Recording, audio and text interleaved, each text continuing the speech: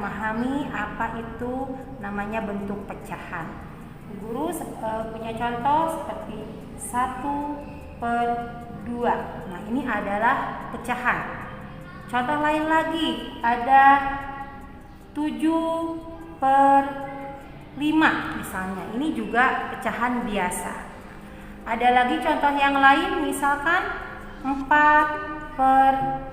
Nah, ini namanya adalah pecahan biasa. Di dalam pecahan itu ada komponen di atas namanya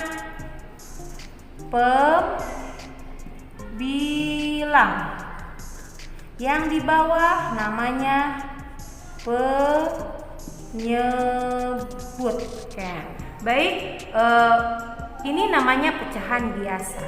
Pecahan biasa bisa diubah ke pecahan campuran. Bagaimana syaratnya supaya dari pecahan biasa bisa kita ubah menjadi pecahan campuran? Syaratnya adalah kalau pecahan biasa diubah ke pecahan campuran itu, pembilang harus lebih besar daripada penyebut. Ya, ulangi. Pembilangnya harus lebih besar daripada penyebutnya. Contohnya 7/5. 7/5 yang atas adalah sebagai pembilang, yang bawah sebagai penyebut. Caranya adalah untuk mengubah menjadi pecahan campuran. Pembilang dibagi penyebut. 7 dibagi 5. Nah, dapat berapa? 7 dibagi 5 dapat 1. Kita simpan di sini angka 1. Pernya, dari 7 dibagi 5 itu dapat 1, ada sisa. Berapa sisanya? 7 dibagi 5 dapat 1. Misalkan di sini 7 dibagi 5. 7 dibagi 5 1. 1 dikali 5 dapat 5. Kita dikurangi, berapa sisanya? 2. Nah, sisa ini kita simpan di sini 2. Nah, penyebut yang di bawah angka 5 kita tulis kembali. Jadi pecahan campuran dari 7/5 adalah 1/2/5.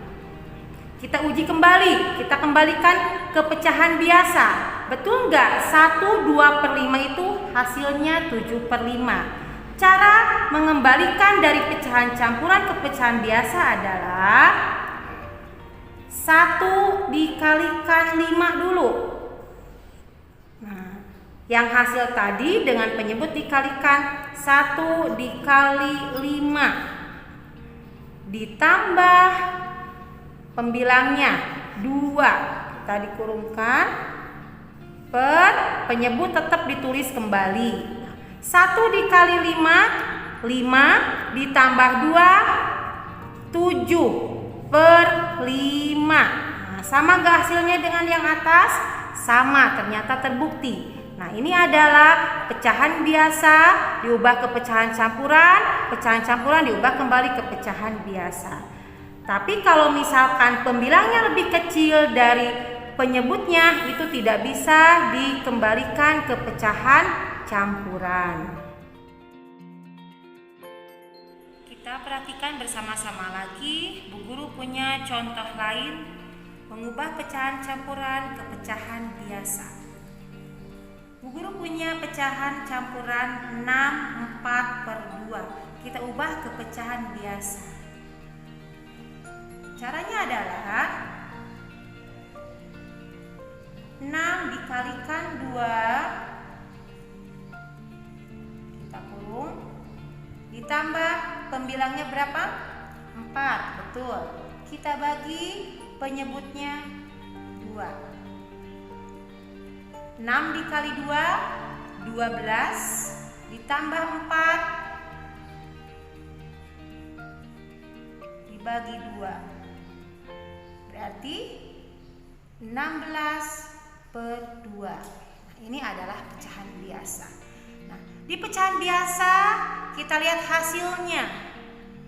Jika memang pecahan tersebut bisa diubah menjadi sederhana, harus sesederhana mungkin ya.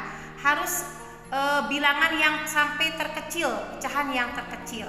Caranya adalah jika pembilang dan penyebutnya itu harus dibagi sama bilangan yang sama. Contoh di sini 16/2. Oke, yang paling kecil di sini yang di penyebutnya, yang paling bawah 2. 2 berarti harus bisa dibagi atau hanya bisa dibagi bilangan 2 sendiri, tidak bisa dibagi dengan yang lain. Nah, kalau yang bawahnya dibagi 2, yang atas pun harus dibagi 2. 16 dibagi 2 bisa? Bisa. Nah, berarti ini kita bagi 2 bagi 2. 2 dibagi 2 dapat 1. 16 dibagi 2 berapa?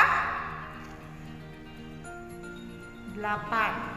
Tuh ya. Nah, berarti ini sampai pecahan terkecil 8/1. Atau karena penyebutnya di bawahnya adalah angka 1, ini udah hasilnya angka 8. Atau sampai sini pun boleh ya, tidak masalah. Ini adalah cara mengubah pecahan campuran ke pecahan biasa. Nah, bagaimana cara mengubah pecahan biasa ke pecahan campuran? Ada contoh misalkan pecahan biasanya 11/3.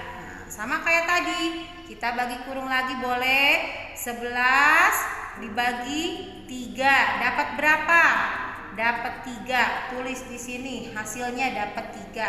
3 dikali 3 9. Betul. Kita kurangi berapa hasil dari 9? Dari 11 dikurangi 9. Berapa hasilnya? 2. Tuh, oke. Simpan di sini di atas. 2. Nah, penyebutnya tetap ditulis di sini. Nah, ini adalah pecahan campuran dari 11/3. Sudah bisa semuanya? Tolong dilihat kembali, teliti kembali dari awal sampai akhir supaya kalian nanti jika ada soal bisa mengerjakannya.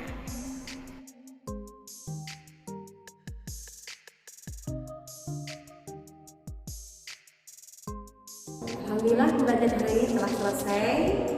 Minggu depan kita lanjutkan kembali untuk pembahasan di pecahan desimal dan juga pecahan persen. Jangan lupa untuk mengerjakan latihannya dan tetap berlatih di rumah supaya kalian lebih mantap lagi. Dari Bu Guru, kurang lebihnya mohon maaf. Assalamualaikum warahmatullahi wabarakatuh.